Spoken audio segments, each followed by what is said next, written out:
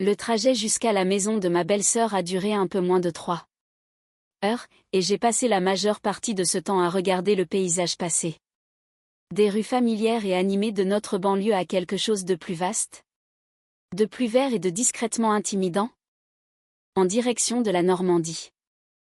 Ma fille Léa était assise à l'arrière, son casque sur les oreilles, articulant les paroles de la chanson qu'elle écoutait, totalement indifférente à notre destination. Je l'enviais pour ça. Mon mari, Thomas, conduisait comme à son habitude, une main détendue sur le volant, tapotant de temps en temps le pouce contre la colonne de direction sur un rythme que lui seul pouvait entendre. Il possédait cette qualité que j'avais toujours admirée.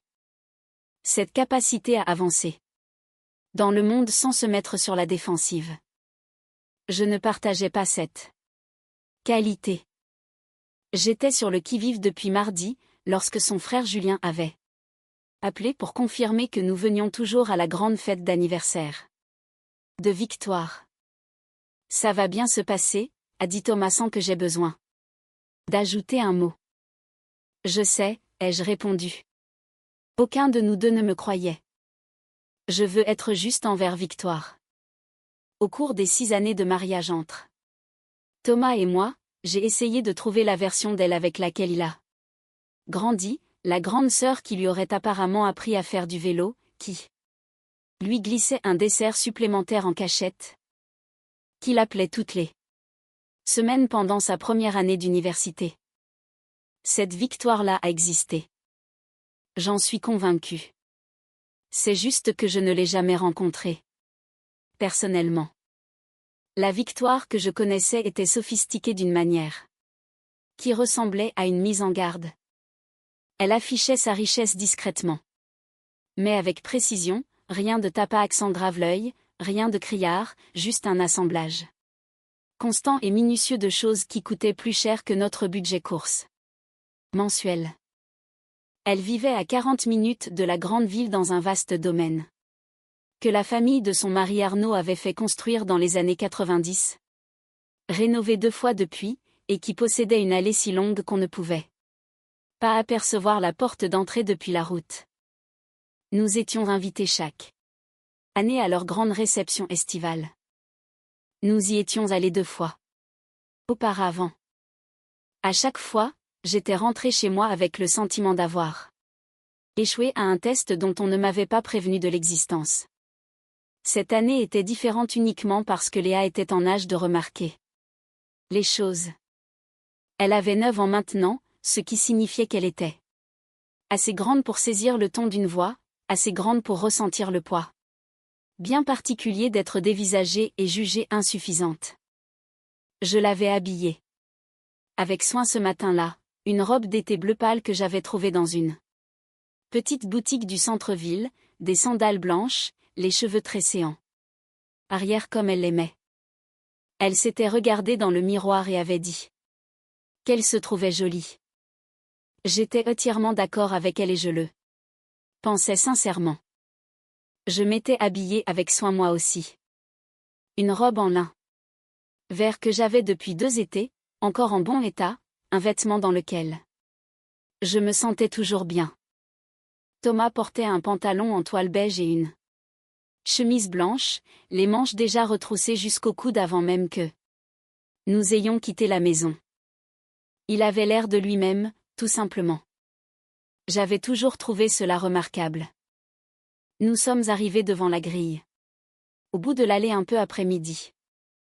Il y avait une femme avec un porte-bloc. Un véritable porte-bloc, pour une simple fête d'anniversaire en famille, qui a vérifié nos noms et nous a fait signe d'entrer avec ce sourire particulier de quelqu'un dont la cordialité est le métier. La demeure est apparue lentement, comme c'est le cas lorsque l'approche est conçue pour impressionner. C'était une grande bâtisse en pierre claire, entourée par le genre d'aménagement paysager qui nécessite toute une équipe de jardiniers. Des voitures de luxe étaient déjà alignées sur les côtés de l'allée. Je n'en reconnaissais aucune. Léa a baissé son casque et a regardé par la fenêtre. Tonton Julien habite ici, a-t-elle demandé. Il vient seulement. En visite, ai-je répondu. C'est tante Victoire qui habite ici. Oh. Elle a brièvement pressé son nez contre la vitre. On dirait un hôtel. Oui. Ai-je reconnu. C'est vrai. Thomas a trouvé une place près de la limite de la propriété et nous avons marché en direction du son de la musique et des voix qui provenaient de l'arrière. Quelqu'un avait installé une grande tente de réception sur une partie de la pelouse.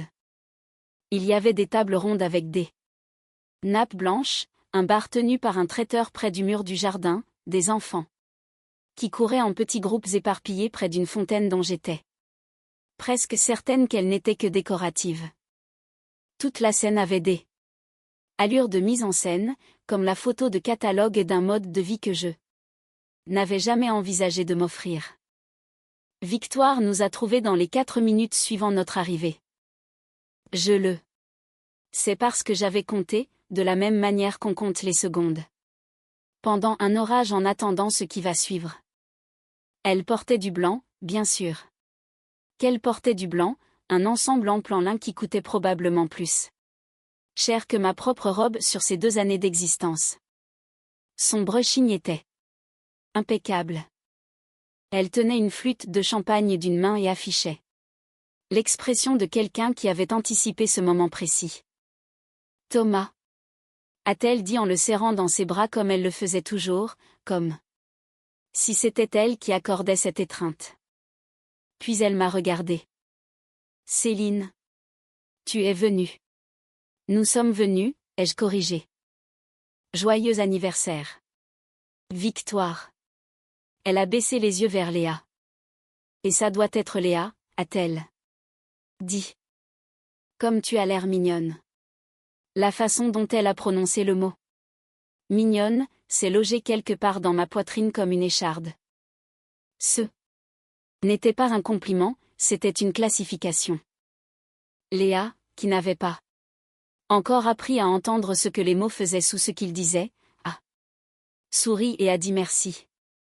Victoire nous a dirigés vers une table située à l'extrémité de la tente. C'était une table tout à fait correcte. C'était aussi, je l'ai remarqué immédiatement, la table la plus proche de l'endroit où le personnel du traiteur ne cessait de disparaître par une porte latérale, l'entrée de service. La limite fonctionnelle de la fête d'où le bruit des cuisines s'échappait de temps en temps lorsque la porte s'ouvrait. Les autres tables, celles plus proches du centre, du bar à boissons et du quatuor à cordes que quelqu'un avait apparemment engagé, étaient occupées par des personnes qui semblaient toutes se connaître avec l'aisance d'une longue familiarité. Thomas n'a rien dit à propos de la table. Il a tiré ma chaise puis celle de Léa, s'est assis et a versé de l'eau pour nous 3 à partir de la carafe qui s'y trouvait déjà. Il ne jouait pas la carte de l'apaisement. Il était simplement en paix, de cette façon bien particulière qu'a quelqu'un qui a décidé de ne pas accorder au plan de table la satisfaction d'avoir de l'importance. Je n'avais pas encore pris cette décision. Julien est passé nous voir dans les 20 premières minutes et il a été sincèrement chaleureux, d'une manière qui me donnait toujours l'impression que la situation avec Victoire était d'autant plus déroutante par contraste. Il avait 3 ans de plus que Thomas, travaillait dans l'urbanisme et avait le même regard doux que son frère. Il a longuement serré Thomas dans ses bras et s'est accroupi pour poser à Léa des questions sur ses lectures d'été avec ce qui semblait être un réel intérêt. Sa petite amie Inès s'est assise avec nous. Pendant un moment, elle s'est montrée gentille et drôle, et a parlé à Léa d'une série de livres qu'elles avaient apparemment toutes les 2 lus. Ce fut une bonne heure. J'ai commencé à me détendre petit à petit. Puis Victoire est revenue. Elle a amené 2 de ses amies avec elle, le genre de femme qui arrive en formation, dont la présence est toujours un peu plus bruyante que ce que la pièce exige. Je me souvenais vaguement de l'une d'entre elles lors d'une précédente fête. L'autre était nouvelle. Elles se sont installées autour d'eux. Notre table avec la désinvolture de personnes qui ne se demandent jamais si l'heure arrivée pourrait être importune. Nous étions justement en train de discuter, a dit Victoire en s'installant sur une chaise vide de l'Institut Saint-Stanislas. Saint-Stanislas était l'école privée que fréquentaient ses filles. C'était, comme je l'avais appris, un sujet de conversation fiable. Fiable de la même manière qu'une route à voie unique est fiable. Ça allait toujours dans la même direction. Joséphine part pour son stage intensif d'été, a dit l'une des amies. 3 semaines d'immersion totale en anglais à Oxford. Ils vivent carrément en famille d'accueil. C'est ambitieux, a dit Thomas avec douceur. C'est simplement ce qu'ils proposent là-bas, a renchéri Victoire. Ils les préparent vraiment bien. Elle a regardé Léa qui, à ce moment-là, essayait de faire tenir une fraise en équilibre sur le bout de sa fourchette. Et où va Léa? À l'école publique Jules Ferry, ai-je répondu. Un silence, très bref, très délibéré. Oh, c'est bien, a dit Victoire sur le ton de quelqu'un qui confirme qu'une chose est bien moins que bien. L'école publique. De très bons professeurs, a dit Thomas. Elle adore ça. Victoire a souri. Elle a pris sa flûte de champagne. Elle a laissé le sujet reposer, mais sans l'abandonner, un peu comme on pose une chose tout en restant assez près pour la reprendre. Ses filles sont arrivées quelques minutes plus tard, convoquées par un geste qui m'avait échappé.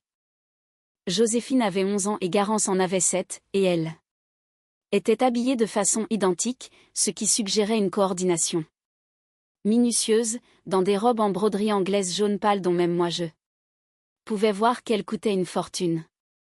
Elle se tenait avec la posture d'enfant qui avait assisté à suffisamment de réceptions de ce genre pour savoir comment se présenter.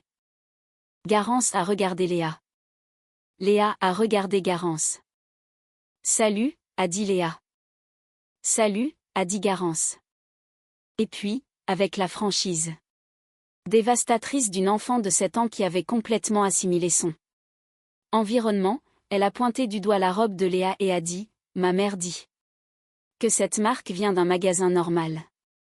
La table est devenue silencieuse. De cette manière si particulière qui signifie que tout le monde a entendu. J'ai observé le visage de Léa. J'ai observé le moment précis où elle a compris qu'il venait de se passer quelque chose, qu'elle avait été pesée dans la balance et que le verdict n'était pas favorable, même si elle ne pouvait pas encore nommer le mécanisme à l'œuvre. Son expression ne s'est pas effondrée à proprement parler. Elle était trop posée. Pour cela. Elle avait toujours été une enfant qui intériorisait les choses en premier lieu. Mais ses mains se sont immobilisées. La fraise est tombée de sa fourchette. Thomas a posé son verre. Il a regardé Garance avec l'attention calme de quelqu'un qui a tout son temps. Puis il a regardé Victoire. Je crois que tu dois des excuses à ma fille, a-t-il dit, sans élever la voix, sans colère. Avec la précision de quelqu'un qui a mesuré exactement ce qui était requis et qui délivre exactement cela, ni plus ni moins. Le sourire de Victoire n'a pas vacillé, mais quelque chose derrière ce sourire a changé. Garance faisait juste une observation, a-t-elle dit. Elle répétait quelque chose qu'elle a entendu de ta bouche, a répliqué Thomas. Ce qui signifie que les excuses devraient aussi venir de toi. L'une des amies a détourné le regard.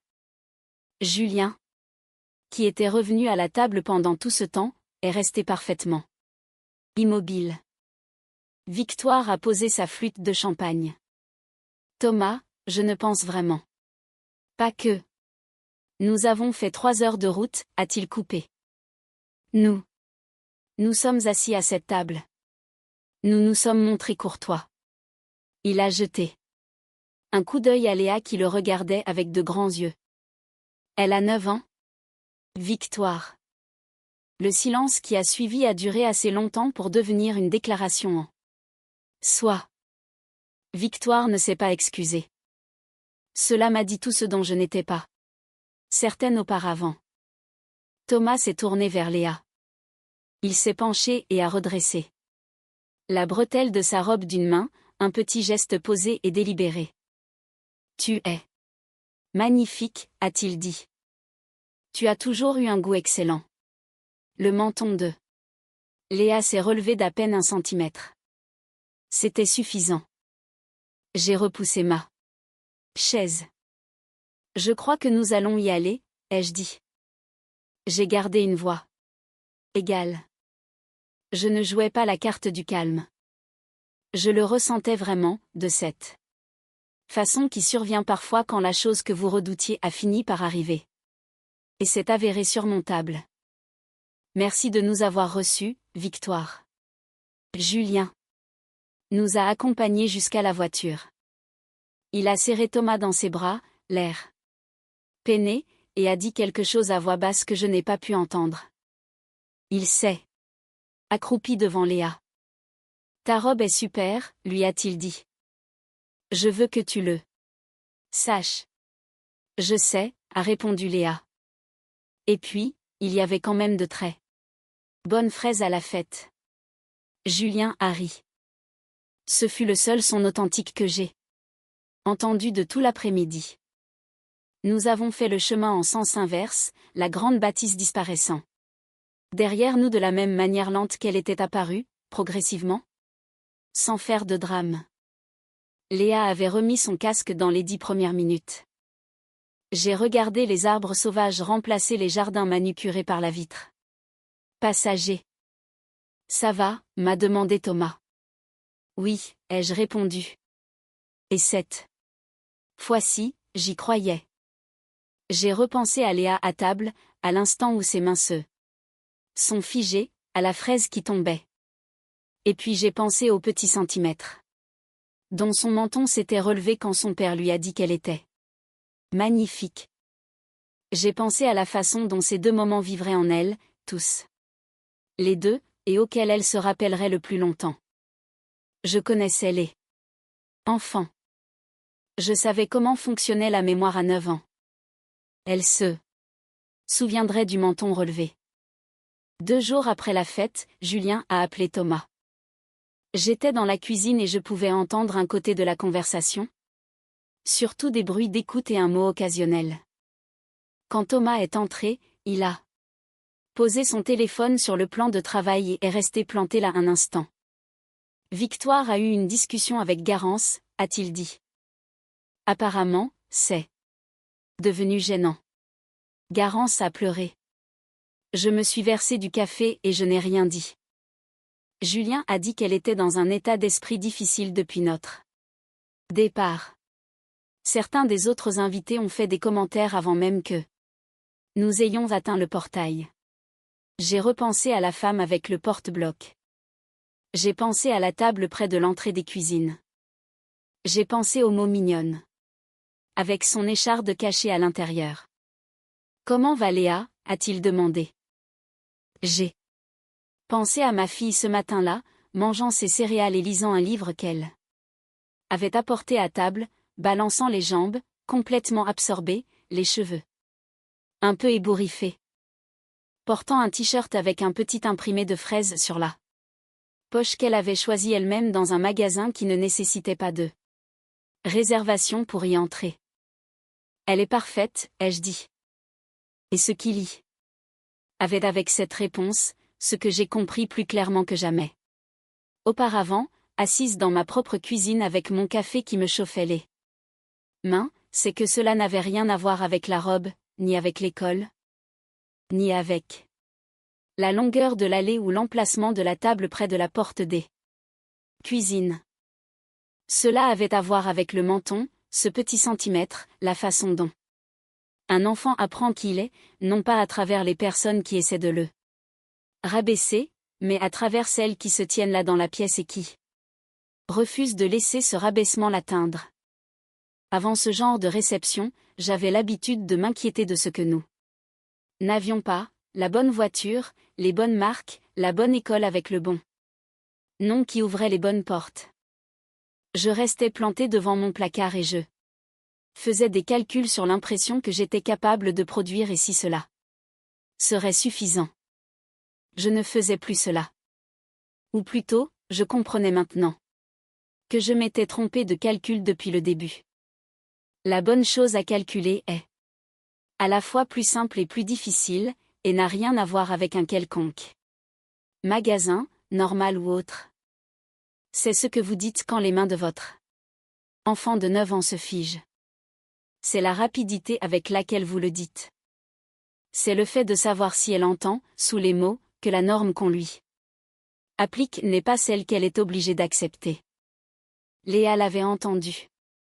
Je l'avais regardé l'entendre.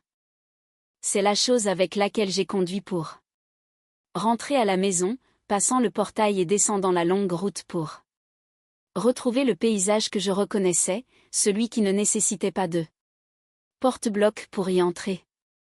C'est la chose que j'ai rapportée dans notre cuisine, dans notre semaine et dans notre vie ordinaire, peu impressionnante, mais irremplaçable. La robe venait d'un magasin normal. La petite fille qui la portait n'était pas le genre de chose que l'on pouvait acheter où que ce soit.